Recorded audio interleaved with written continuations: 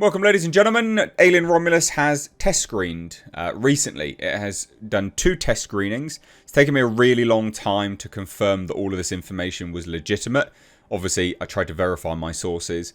And this was shown in a different place, unusual to a lot of the normal sort of test screening ways, basically. So it took me a little while, but I can confirm that all of this information is legitimate. Anyone that's followed my channel for some time will know when I give my sources and I say this is legit, it is legit. So I'm going to relay what I've been told, okay, direct from a source. And then we're going to go to some articles, which obviously other people have spoken to other websites. And so we're going to compile this together to give you full spoilers, full plot details, twists, turns, everything for Alien Romulus. The trailer is going to be dropping this month, apparently, as well. I can confirm that that's 99% certain to happen. But all in all, this film... Oh, full spoilers. Full spoilers. Click off the video if you don't want any spoilers. But hit subscribe if you want spoilers in future. And give the video a like and a share. Definitely share this. So basically, everyone that watched this film, there was quite a few people. Again, 2 variations of the film were shown to different audiences. But... they're slight variations, not huge, not drastic. The fundamental plot of the film is exactly the same. They just refine details here and there. And that's the variations. A lot of people really like this film. A lot of people don't care what test audiences think of films. I understand that.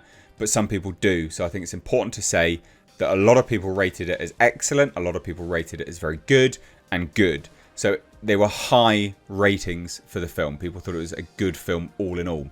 In terms of how this film is very, very different to the originals, don't really understand where that came from at all. It's different to Alien Covenant, but it's more a return to form to the original films, actually being sort of a haunted house film in space, basically. And that takes me nicely off to the setup for the film, and I will be looking directly at what I was told and sent. The general setup for the film are a group of kids live on a planet that doesn't see any sunlight at all. It's a dive, it's complete garbage, and they want to get off the planet.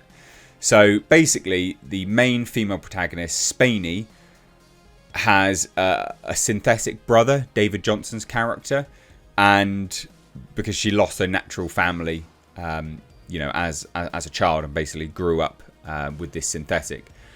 So all these kids get off planet.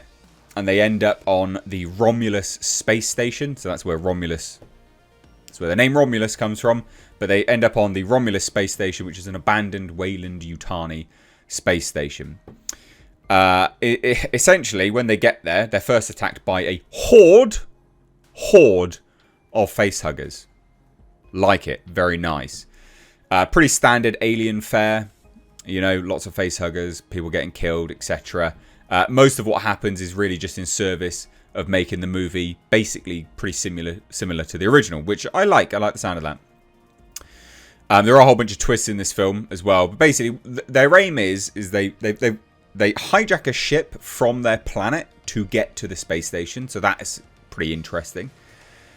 They were basically planning to use cryo chambers to take a 9-year trip somewhere. And supposedly the station had them. So that's the tech that they want to steal. They want to steal the cryo chambers. So they hijack a ship to get from the planet. But they need cryo chambers as well. And the space station has the cryo chambers. Which makes sense. You know, deep space, etc. So there's that. In terms of the plot and things like that, there's not a whole lot of plot or setup on the planet itself. It's more get right to the action. The aim for the film is basically get to the horror and the suspense as soon as it could, which is interesting. I don't hate that, quite frankly. So, there's a little bit more information, okay? A little bit more information. In terms of Kaylee Spainy and David Johnson, they are the heart of the film. They are the heart of the film. They're not massively compelling, but they serve their functions and they're pretty decent on that, as they are. Again, lots and lots of some twists and turns. What's the twist? What's the twist? The twist at the end is there's a brand new creature. It's one conceived in an unusual way, not through a facehugger, maybe some black goo. Ian Holmes, Ash, the original Ash, not the original, but N. Ash makes an appearance in this film. It's been ripped in half, and because of the extensive damage, the movie uses glitchy replica, basically, of the actor when he was younger.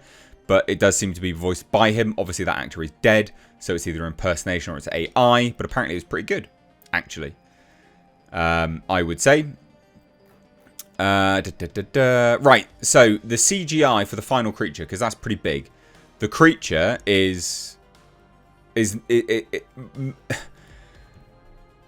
it looks more human than a xenomorph. It's got a very humanoid face on a big flesh-coloured and elongated body. So quite similar-ish to the newborn, but not. And it does have a xenomorph tail. So that is very different. So that's what I've been told. Anyway. Right? That's what I've been told. So what's the information from some other websites? Here we have it. So avpgalaxy.net, great friends of the channel. They also have some information here as well. And they have some connections to basically how Alien Romulus connects to the prequels and the original Alien. And they have some information that obviously I've put out there as well. But basically, Alien vs Predator Galaxy can exclusively confirm that the black goo, or an accelerant, as it is known in the expanded universe, is making a return in the film. A Hyperdyne Systems 120A2 model android was able to discover, so that's the first one, Ash, and reverse engineer the genetic makeup of the black goo contained within the DNA of the aliens that had been captive aboard the space station known in Alien Romulus as the Prometheus strain. Wow. So the aliens that had propagated aboard this space station, a synthetic model, reverse engineered their DNA to come up with the black goo. And it is called, and this Prometheus strain. The scientists have been experimenting with the black goo as a miracle cure for all diseases. That's pretty crazy. Alien Romulus will also feature another huge connection to the original Alien film in the way of an inclusion of the previously mentioned Hyperdyne Systems 120A2 named Rook. But it is an Ash, right? It looks like Ian Holmes. The new synthetic character features the likeness and voice of Ian Holmes, which is clearly done by AI. So there's that. That's fascinating stuff. I think that's really interesting. So full spoilers there. And then there's a little bit more here, which just confirms some stuff which I had sort of given anyway. So basically it says Alien Romulus will show us up close to a new planet. That's the one which I said doesn't have any sunlight. And a gritty civilization, as well as the abandoned space station filled with facehuggers and the perfect organism lurking around. Lots of suspense, gore, as well as action with tech and guns await. Emphasis on filled. The facehuggers play an important role in this movie. Like I said, there's basically a horde.